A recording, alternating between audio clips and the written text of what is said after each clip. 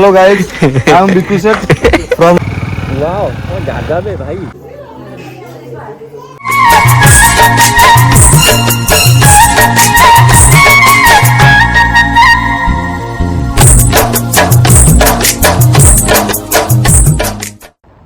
Hi hello नमस्कार जय जगन्नाथ बंधु मैंने सांग मैंने मोर यूट्यूब समस्त दर्शक मानू पुणी थे आज एक नुआ ब्लॉग को आप स्वागत जनाऊँ देवनी मन आम आज कड़े जाऊ चलो जा देखिए चलो तेरे हाँ भाई मैंने जमीक समस्त डेस्टिनेशन फिक्स थाए तो सेमती आम सहित भी किसी घटला आम डेस्टिनेशन से जमी रास्ता देखिए आप जापारे आगू देखिए भल भाव लास्ट पर्यटन देखिए जमीक आम किसी प्लान न था कि आम जगह आसिक पहुँचीगलु आप जगह देखिए रास्ता देखिए जापारे आम कौटी आसिक पहुँचीगलुँ परिवेशटा देखो बहुत सुंदर परिवेश ठीक आप ठीक ही चिंता कर ठीक भावुं आम आसिक फतेहगढ़ राम मंदिर पहुँची गलुणु एटा राम मंदिर पहाड़ तल पाददेशटा जोटिकी आम गाड़ी नहीं घाटी उपरକୁ आम चढ़ तो भाई मैंने थरे ए प्रकृतिर तारुलता भरा सबुज सुंदरता को देखु उपभोग करूँ कि सुंदर लगुच मनोरमा मानने परिवेश पूरा मन को हरि नौ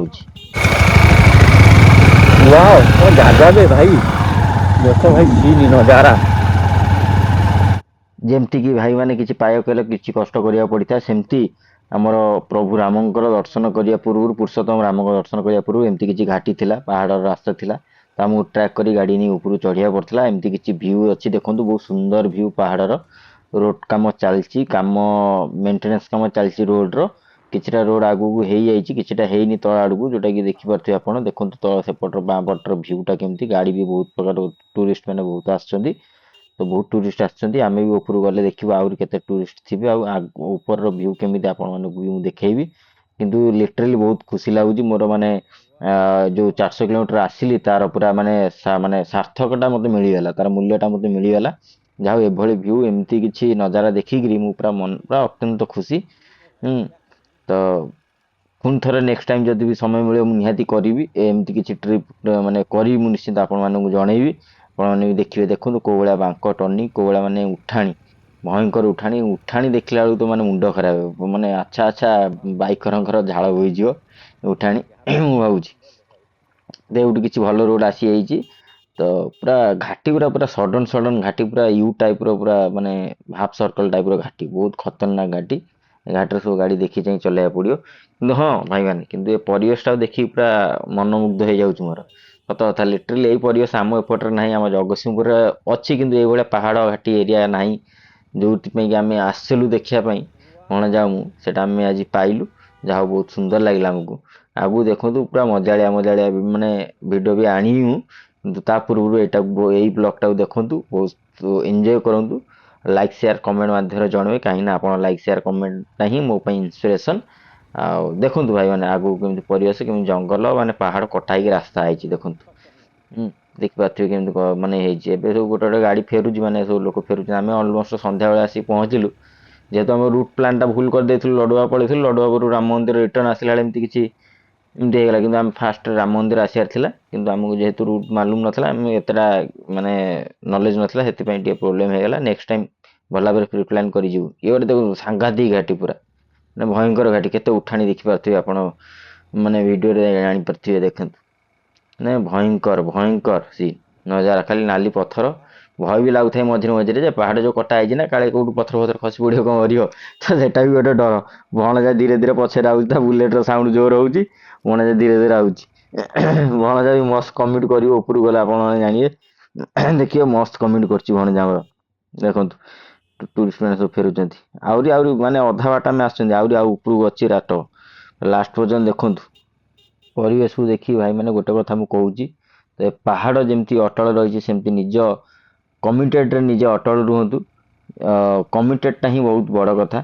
थरे कमिटेड कर जिन पड़ो जे कमिटेड लाइफ रोटे कमिटेड होमती गोटे जिनस जे कि गोटे पहाड़ भाया भी शक्तिशाली वस्तु को शक्तिशाली जिनस को भी से हल्ले दे पारे कमिटेड ही सबुठ बड़ कथा सक्सेस मूल कि कहले चले कमिटेड डिसिप्लिन जोटा कि तो एमती किसी भ्यू रही देखो आम पूरा मंदिर पाखे आसी पहुँचलु यही लास्ट टर्निंग मंदिर देखु मंदिर ऊपर की व्यू भाई माने भाई की व्यू खतरनाक व्यू भाई ये पार्किंग व्यवस्था अच्छी आगे भी थी पार्किंग कि आम ये पार्किंग करदे ଭାଇ ଖତରନାକ ଭିଉ ଭାଇ, ପାର୍କିଂ ଖତରନାକ। ଭାଇ ନଜାରା ଦେଖ ପାହାଡ଼ ଉପରେ,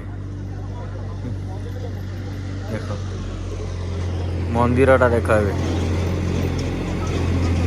ଲାଗୁଛି ରେ, ନଜାରା ଦେଖ ନଜାରା। ଉପରକୁ ଉଠି ଗାଡ଼ି ପାର୍କିଂ କରିସାରିଲା ପରେ ଭ୍ୟୁର ମଜା ନେଇ ସାରିଲା ପରେ ଭଣଜା ଆମର ଯାଇକିରି ପାର୍କିଂ ବାଲା ସାଙ୍ଗରେ କ'ଣ କଥା ହେଉଛି, ଆମେ ହେଲମେଟ୍ ରଖିବୁ ନ ରଖିବୁ। ତାପରେ ଭଣଜା ଯେଉଁ କମେଣ୍ଟ କରିବ ଆପଣ ଦେଖନ୍ତୁ, ଆଗକୁ କି କମେଣ୍ଟ କରୁଛି ଦେଖନ୍ତୁ, କଥା ହେଇଦେଲା ଦେଖନ୍ତୁ। ହ୍ୟାଲୋ, କେମିତି ଲାଗୁଛି ଜାଗାଟା? କଣ ଆଉ କହିବି, ପଇସା ବସୁଲ ହେଇଗଲା ନା? ଶବ୍ଦର ଅଭାବ। Hello guys, I am Biku Seth from Fategarh Ram Mandir. ଆଉ ମୁଁ ଜାଣିନି କିଛି। ଏପଟେ ବି ପାର୍କିଂ ରେ ବହୁତ ଦୂର, ଭୟଙ୍କର ଭୟଙ୍କର ଜାଗା ଦେଖିଲୁ। ସିନ୍ଟା ନଜାରାଟା ଦେଖେଇବି ଏଇଠୁ ନଜାରା କଣ ଦେଖିବୁ ନା ସବୁ କୁହୁଡ଼ି ଛାଉଣି। ଦେଖିଲୁ, ଭୟଙ୍କର ଭାଇ ରେ। କେତେ ହାଇଟ୍ ଉପରେ ଅଛନ୍ତି ଦେଖ, କେତେ ହାଇଟ୍ ଉପରେ ଆମେ ଅଛନ୍ତି ଭାଇ ଭାଇ ଭାଇ ଭାଇ ଭାଇ ଭାଇ ଦେଖିଦିଅ କେତେ ଭାଇ, ଖତରନାକ ରେ, ଖତରନାକ। ଚାଲ ଯିବା ମନ୍ଦିର ଉପରକୁ ଯିବା, ଚାଲ। ଜି ହଁ ଦୋସ୍ତ, ଆମେ ଆସି ବର୍ତ୍ତମାନ ପାହାଡ଼ ଉପରେ ସବା ଉପରେ ପହଞ୍ଚିଲୁ, ଯୋଉଠିକି ପାହାଚ ଆରମ୍ଭ ହେଇଯାଇଛି ମନ୍ଦିରକୁ ଯିବା ପାଇଁ। ଉପରେ ଗୋଟେ ସବା ଟପ୍ରେ ହିଁ ମନ୍ଦିର ହେଇଛି। ଯେମିତିକି ଦେଖିପାରୁଥିବେ ଏଇଟା ହେଉଛି ତାର ପାହାଚ। ପାହାଚ ଚଢ଼ି ଚଢ଼ି ଉପରକୁ ଆସି ସାରିଲା ପରେ ଏ ମନ୍ଦିରର ଫ୍ରଣ୍ଟ ଭିଉଟା ଦେଖନ୍ତୁ, ତା ସହିତ ସୂର୍ଯ୍ୟ ଅସ୍ତର ବା ମାନେ ସନସେଟ୍ର ଭିଉଟା ଦେଖନ୍ତୁ, କି ସୁନ୍ଦର ଲାଗୁଛି ଭାଇରେ, କି ପରିବେଶ। କାଶ ଆମେ ସକାଳୁ ଆସି ଏଠି ପହଞ୍ଚିଥାନ୍ତୁ, ଦିନ ସାରା ଏଇଠି ରହିଥାନ୍ତୁ। ଚାଲନ୍ତୁ ଯିବା ଆଗ ମନ୍ଦିର। ଏଣ୍ଟ୍ରି ମୁଖ୍ୟ ଦ୍ୱାର ମା ମନ୍ଦିର ଏପଟେ, ସୂର୍ଯ୍ୟ ଅସ୍ତ ହେବାକୁ ଗଲାଣି। ମନ୍ଦିର ବେଢ଼ା ଭିତରେ ଏମିତି କିଛି ଦୃଶ୍ୟ, ଏବେ ବି କାମ ଚାଲିଛି, ମାନେ କନଷ୍ଟ୍ରକ୍ସନ କାମ ଚାଲିଛି। ମୁଖ୍ୟ ମନ୍ଦିର ଭିତରକୁ ଯିବାକୁ ପଡ଼ିବ, କ୍ୟାମେରା ମେ ବି ଆଲାଉ ନାହିଁ। ଦେଖିବା ଆମେ ଯଦି ପାରିବା ଭିତରକୁ ଯାଇ କ୍ୟାମେରା ଟିକେ ସୁଟ୍ କରିବା।